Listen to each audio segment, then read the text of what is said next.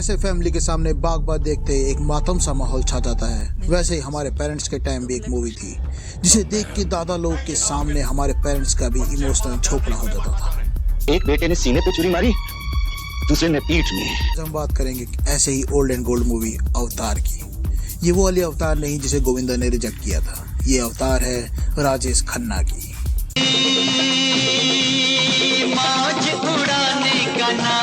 कहानी शुरू होती है शुरू से, हाँ शुरू से ही। एक मूर्ति, न जाने किसकी मूर्ति है, सारा मूर्ति बनाने वाला भी मजरू भाई का फैन लगता है, इतनी घटिया मूर्ति बनाई है। तब हमारे जावेद की कन्या, मेरा मतलब जावेद की बेगम सवाना आजमी 2.5 घंटे का फ्लैशबैक में चले जाती है। आसपास के लोगों की सोचते भी नहीं है कि वो साले बोर हो जाएंगे। हमारे काका राजेश खन्ना अपनी सस्ती सफेद विग के साथ आयरन मैन के टोनी स्टार्क का रोल निभा रहे हैं, क्योंकि वो कार को छू कर उसे 1 मिनट में ही ठीक कर देते हैं। गाड़ी को हाथ लगाना तो एक तरफ, गाड़ी के पास से गुजर जाए तो गाड़ी माशूक की तरह चलने लगती है। सच कहते हैं। क्योंकि वो खाते थे प्याज। प्याज का मजा ही तब आता है जब उसे मुट्ठ मार के खाया जाए। उसका मालिक उसे ओवर टाइम के लिए बोलता है, बट उसे अचानक याद आता है कि उसकी एनिवर्सरी है। वो घर नहीं पहुंचा तो उसकी बीवी उसके पिछवाड़े का जारविस बना देगी। घर पहुंचते ही न जाने क्यों वो हॉर्नी हो जाता है और भूल जाता है कि उसके 2 बड़े बेटे भी हैं। फिर दोनों फ्लैशबैक में चले जाते हैं जहाँ सस्ते पुरी साहब मदनपुरी हमारे अवतार को खरीदना चाहते हैं, पर अवतार ने तो फटे मोहब्बत की है मैंने गीता से, फटे। लोग ईरानी झोपड़े में रहने आ जाती है अवतार के साथ। ऐसा सिर्फ फिल्मों में ही होता है, असली में तो लड़कियों को चाहिए केवल पैसा, तो जाओ और तो कमाओ भोसड़ी के। अवतार के घर में एक सल्लू भाई भी है, मेरा मतलब है कि एक सेवक है जिसे अच्छे हेयर कट के पैसे भी नहीं मिलते। उसे बचपन से उसे बेटा समझ के रखा जाता है, लेकिन दुनिया भर के सारे काम एकदम नौकरों की तरह कराए जाते हैं। नाम से ही सेवक है और सच में सेवक है।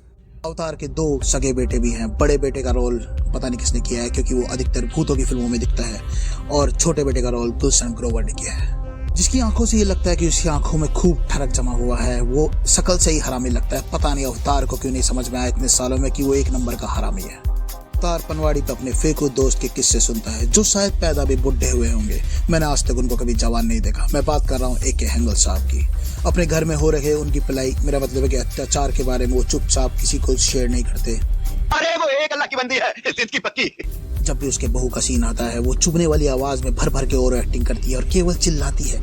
मैंने कभी उसको शांत नहीं देखा। अवतार अपने बच्चों के फ्यूचर के लिए दिन रात काम करता है और ये भूल जाता है कि उसका बेटा गुलशन ग्रोवर है। जिंदगी का मजा तो खट्टे में ही है। और फिर अचानक उसका एक दिन एक्सीडेंट हो जाता है और हम साथ साथ है का मोनीस पहल बन जाता है। मेरा मतलब है कि उसका एक हाथ खराब हो जाता है।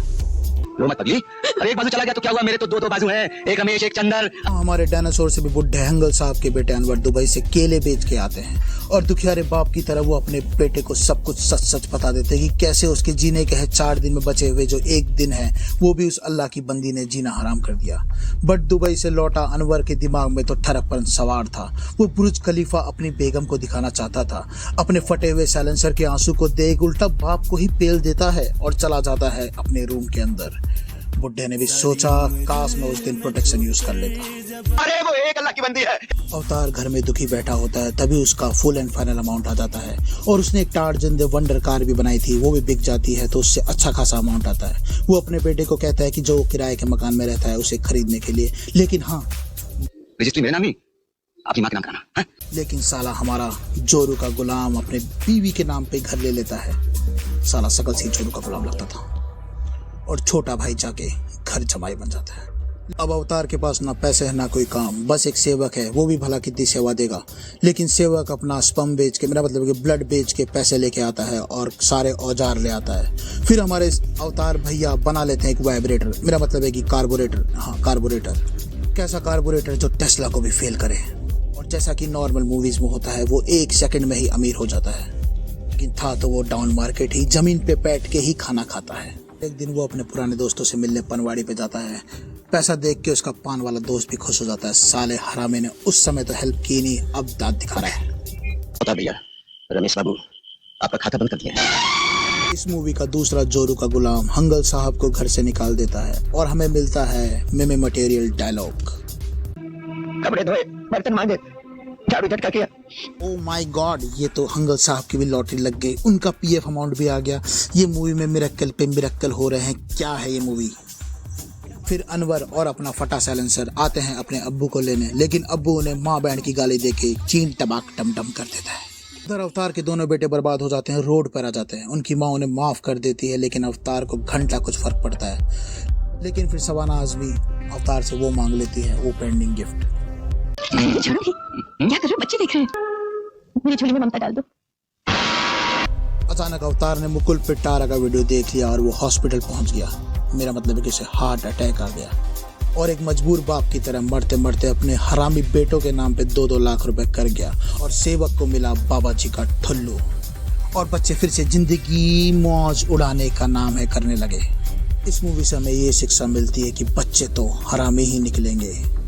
तो मिलते हैं नेक्स्ट वीडियो में, तब तक के लिए बाय। चैनल को सब्सक्राइब करें और वीडियो को लाइक करें।